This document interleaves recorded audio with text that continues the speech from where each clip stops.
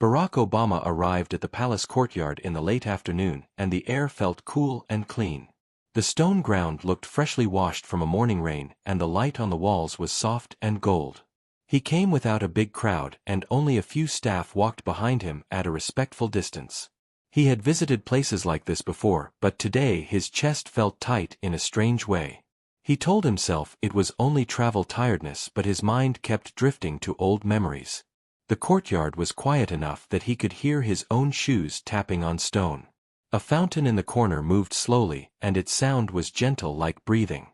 At the far side of the courtyard, a royal guard stood still near an archway, and he looked like part of the building itself. The guard wore a dark uniform that fit perfectly, and his boots were polished to a mirror shine. His face was calm, but his eyes looked deeper than formal duty. Obama noticed that the guard did not stare or shift or show any sign of curiosity. The stillness was so complete that it made the whole place feel serious. Obama walked closer and stopped a few steps away because he did not want to break the space too quickly. He nodded in a polite way, as he often did when meeting someone new. The guard turned his head slightly in the precise way he was trained to do. The guard did not smile, but his expression was not cold, and it was more like careful control. Obama could sense a kind of pressure behind that control, like a held breath. The staff behind Obama waited, and they did not speak because they could feel the moment had a weight.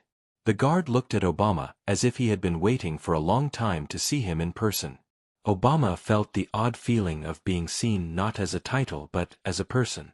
The guard spoke in a quiet voice that carried clearly in the open air. He said that he had stood watch for many years, and he had watched history pass like a river. He said that leaders came in and left, and the crowd sounds stayed outside the walls. He said that in places like this people think everything is perfect, but inside the walls people still carry private struggles. Obama listened with focus, and he kept his face calm, but his heart started to beat faster. He did not expect the guard to speak beyond formal words. He did not expect anyone here to speak in a way that sounded personal. The guard paused for a second, as if he was measuring each word. He said he had heard many speeches in his life, but one kind of speech stayed with him. He said it was not the loud parts that stayed, but the human parts that slipped through. Obama stayed quiet, and he did not interrupt because the guard sounded like he needed space to finish. The guard said there was a time when his own life felt small and heavy at the same time. He said he was doing his duty every day, but inside he felt like he was losing his direction. He said he was not proud of that feeling, but it was real. He said he could not speak about it to friends because he did not want to look weak. He said he could not speak about it to family because he did not want to worry them. He said he had learned to hide it the way he learned to stand still. Obama felt a sting behind his eyes because he recognized that kind of hiding. Obama remembered many nights when he sat alone with a phone glowing in his hand. Obama remembered looking at messages and headlines and plans and feeling like his mind could not rest. Obama remembered smiling in public and then going quiet in private rooms. The guard said that during that hard time he once heard Obama speaking in a video that someone played late at night. He said the words were simple, but they reached him like a hand on a shoulder. He said the words did not promise easy wins, and they did not pretend fear was not real. He said the words spoke about choosing hope as a daily action. He said that idea helped him stand through long shifts and long months. Obama felt his throat tighten, and he took a slow breath through his nose. He wanted to answer quickly, but he held back because the guard was still building toward something. The guard said he had always wanted to say thank you, but he never believed the chance would come. He said he did not want fame, and he did not want a photo, and he did not want a story. He said he only wanted Obama to know that some words travel farther than people think. Obama looked at the guard and noticed a small detail that surprised him. The guard had a tiny scar near his eyebrow that looked old. The scar made him look more real and less like a symbol. Obama wondered what the guard had lived through to earn that calm voice. The guard said that duty is not only about standing in one place. The guard said duty is also about holding on to meaning when the world feels loud and confusing. The guard said many people believe strength is never feeling anything. The guard said he had learned that strength can also be staying kind while feeling everything. Obama felt a warm rush in his chest and it made him want to look down. He kept his eyes on the guard because he wanted the man to feel respected. He also knew that moments like this were rare and honest. Obama thought about how many people had asked him for help in public ways. Obama thought about how few people spoke to him in this plain and human way. The courtyard seemed even quieter, as if the walls were listening too. A small bird landed on a ledge and then flew away again. The staff behind Obama shifted their weight but still did not speak. Obama finally spoke in a calm voice and he thanked the guard for sharing something so personal. Obama said he was glad the words helped and he said it mattered more than the guard could know. Obama said leaders often speak and hope someone hears but they rarely get proof. Obama said proof like this feels like light in a dark corner. The guard listened and nodded once in a small controlled motion. The guard said that some people measure life by awards and titles. The guard said he measured life by the moments that keep a person standing when nobody is watching. Obama felt his eyes burn and he turned his face slightly toward the fountain. He did not want to show too much emotion in a place where everyone expected control. But the emotion rose anyway because it came from relief, not sadness. It was relief that the effort of years had reached a quiet human place. It was relief that something good could exist outside the noise. He blinked slowly and let the feeling pass through him without fighting it. He turned back to the guard and his voice stayed steady even though his chest felt full. He told the guard that he also had times when he questioned himself. He told the guard that confidence is not constant and it is often built in private. He told the guard that hearing this made him feel less alone too. The guard held his posture and his face stayed calm but his eyes softened for a brief second. Obama saw that softness and he felt a deep respect. He realized the guard had carried this message inside for years with no guarantee it would ever land. Obama realized that was its own kind of courage. The sunlight faded a little more and the air grew colder. Obama could feel that the visit schedule wanted him to move on. But he stayed for a few more breaths because he did not want to rush the end. He nodded again to the guard, as if sealing a quiet agreement. He then stepped back and began walking toward the exit path. The staff followed behind him and they stayed quiet because they sensed he needed silence. As Obama walked, he felt his mind settle in a different way. He felt that the day had given him something real. He felt that the world was still hard and busy, but this moment cut through it. He knew this was only the beginning of what the guard meant to share. He knew there was more behind those careful words. He promised himself he would return to this feeling later and hold it like a small steady flame. After Obama walked a short distance away, he felt the weight of the guard words settling deeper in his mind. The path curved along the garden wall and the sounds of the courtyard slowly faded behind him. He could still hear the fountain in his memory, and it blended with the guard's calm voice. The staff stayed a few steps back and allowed him space because they sensed his quiet mood. Obama's eyes moved across the trees and trimmed grass, but he was not really seeing them. His thoughts turned inward and pulled old moments to the surface. He remembered standing on stages with bright lights and loud applause. He remembered smiling hands waving and cameras flashing from every angle. He also remembered the silence after those moments when the doors closed and the noise stopped. In those quiet spaces, doubt sometimes crept in like a shadow. He wondered how many people understood that contrast. The guard words made him feel seen in a way few people ever had. He slowed his steps without realizing it. One of the staff gently cleared his throat to remind him of time, but did not rush him. Obama nodded and continued walking, but his pace stayed thoughtful. He thought about how strange it was that a man trained to remain unseen had delivered one of the most honest moments of the day. He thought about how life often hides meaning in unexpected places. The garden path ended near a covered walkway where the light grew dimmer. Obama paused briefly under the arch and took a slow breath. The air smelled faintly of stone and leaves. He felt a sense of grounding, as if his feet were heavier on the earth. He realized that leadership had taught him how to speak, but moments like this taught him how to listen. As he stood there, his mind returned to the guard scar and the quiet strength behind his eyes. He imagined the long hours the guard had spent standing in the same place through heat and cold. He imagined the discipline it took to remain still while thoughts moved freely inside. Obama respected that kind of endurance. He felt that the guard message carried a lesson he needed to remember. He resumed walking, and the group entered a hallway lined with old portraits. Faces from the past watched silently from the walls. Obama glanced at them, and wondered how many of those people had their own unseen doubts. He wondered how many had wished to hear that their efforts mattered. The hallway lights were soft and warm, and they cast long shadows. Obama felt the contrast between public history and private truth more clearly than ever. He reached a small sitting room where he was expected to rest before the next part of the visit. He sat down on a simple chair and folded his hands. The staff waited nearby and checked quiet details. Obama did not speak right away because he wanted to hold onto the feeling a little longer. His thoughts drifted back to the moment when the guard said that hope was a daily action. That phrase stayed with him like a steady rhythm. He realized that hope was not only something he had spoken about, but something he had needed many times himself. He remembered mornings when the weight of responsibility felt heavy before the day even started. He remembered pushing through because others depended on him. He remembered choosing calm words even when his mind felt crowded. The guard had understood that without being told. That understanding moved him deeply.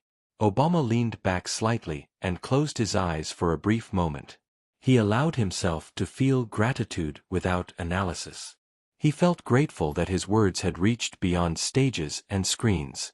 He felt grateful that the guard had trusted him with something personal. He also felt humbled because impact often grows quietly without permission. A staff member softly announced that it would soon be time to continue. Obama opened his eyes and nodded again. He stood and adjusted his jacket, but his posture carried a new gentleness. As they walked again, he noticed how his breathing felt steadier. The palace corridors seemed less imposing now. He felt more like a visitor and less like a figure. That shift mattered to him. He thought about how many people he had met who carried private stories behind formal roles. He wondered how often he had passed by without knowing. The guard had reminded him to look closer. As they approached another exit, the sound of distant movement reached them. Obama stopped once more and turned slightly toward the direction of the courtyard they had left. He knew the guard was back at his post, standing still as ever. He imagined the guard gaze forward, and his thoughts guarded again. Obama felt a pull to return and say more, but he understood the power of what had already been shared. Sometimes adding words weakens a moment rather than strengthens it. He chose to honor the silence instead. He took one last steady breath and continued on. Outside the light had changed and the sky carried deeper tones. The visit moved forward with schedules and greetings and polite exchanges. Obama participated fully, but something inside him stayed anchored to that earlier moment. He listened more carefully to each voice he heard. He noticed the way people held themselves.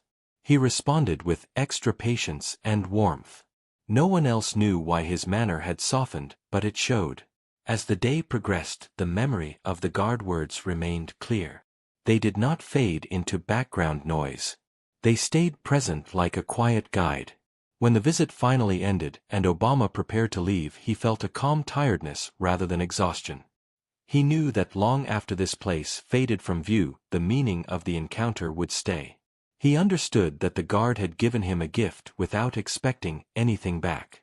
That gift was reminder. A reminder that real connection often happens away from crowds.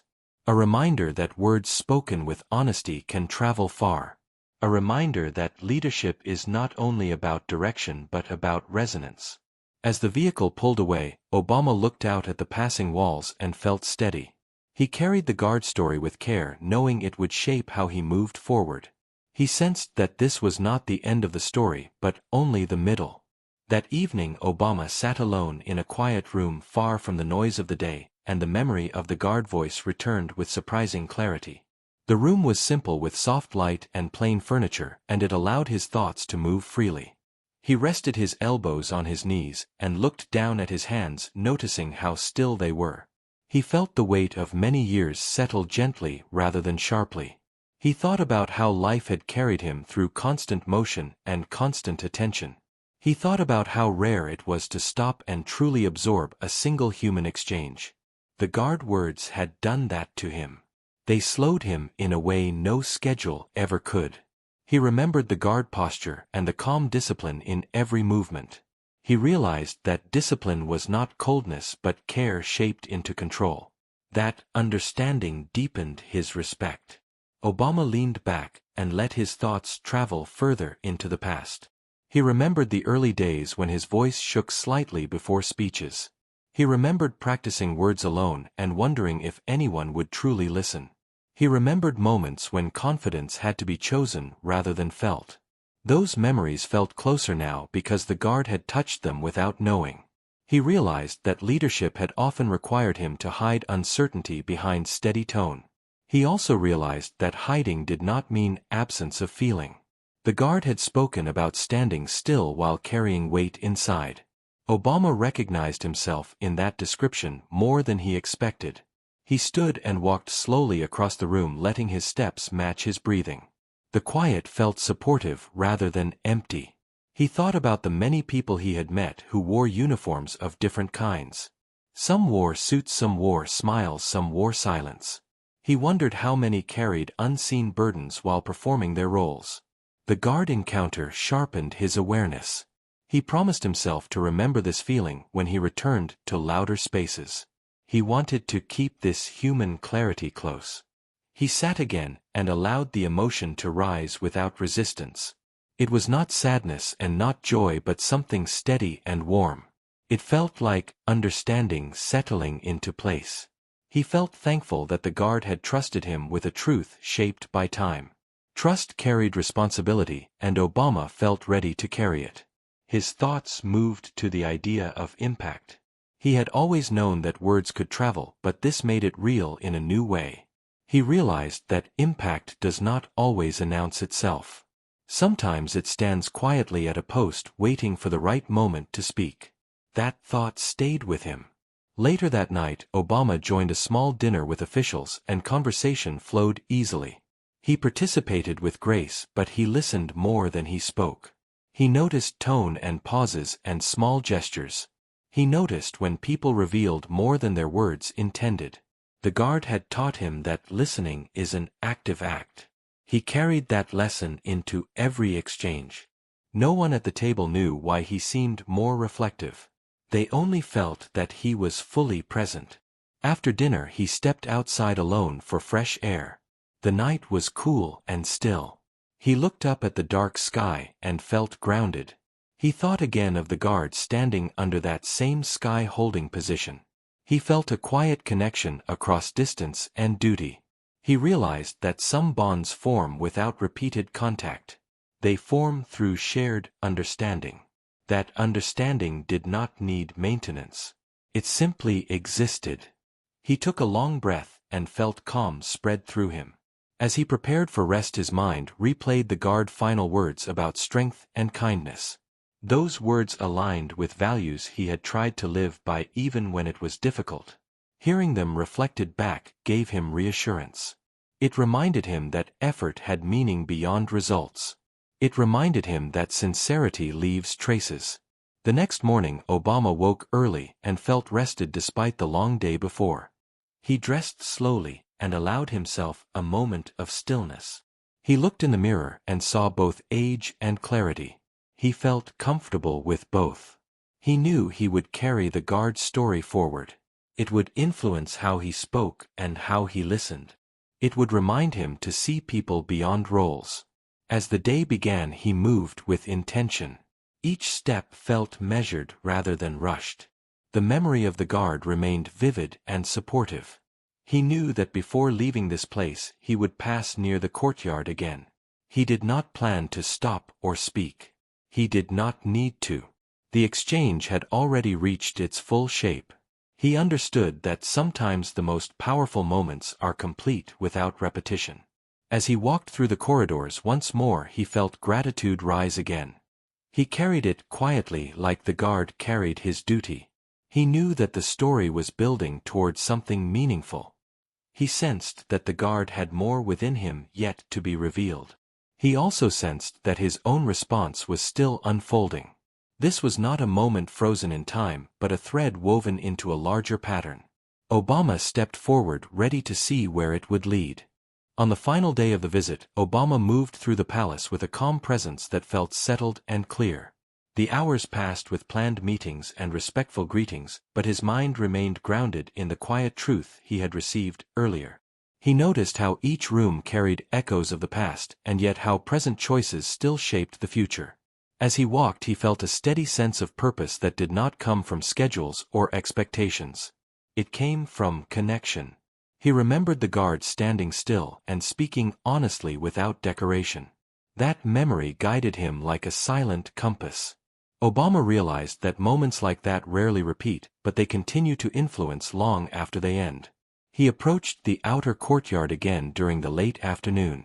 The light had softened and the air carried a gentle coolness. He did not slow his steps this time, yet his awareness sharpened. He glanced toward the familiar archway and saw the royal guard standing exactly where he had been before. The uniform was the same and the posture was the same, yet the meaning felt deeper.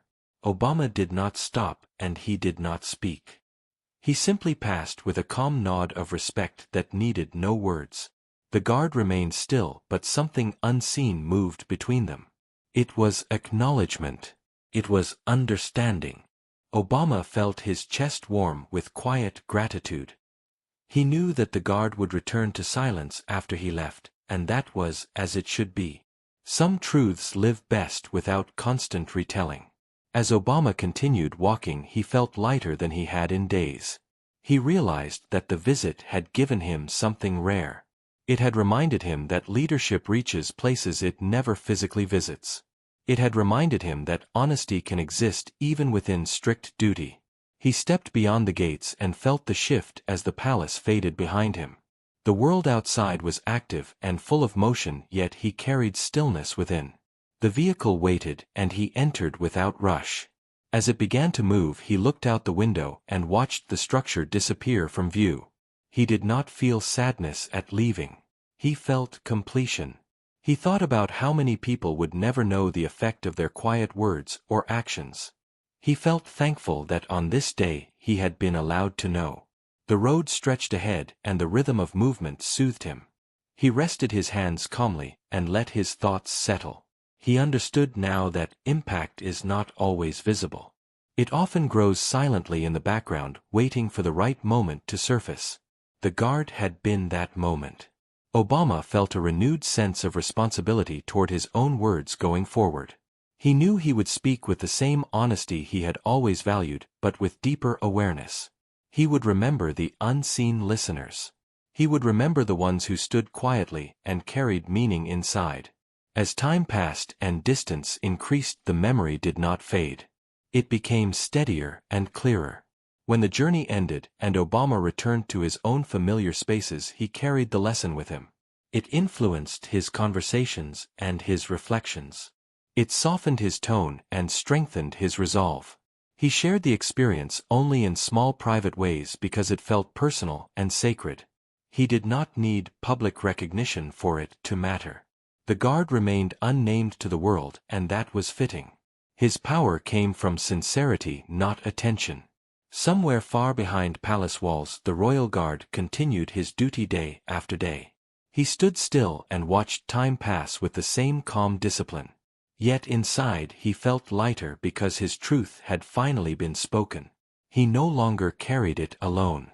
The moment had fulfilled its purpose. 2 lives had crossed briefly and left each other changed. That was enough.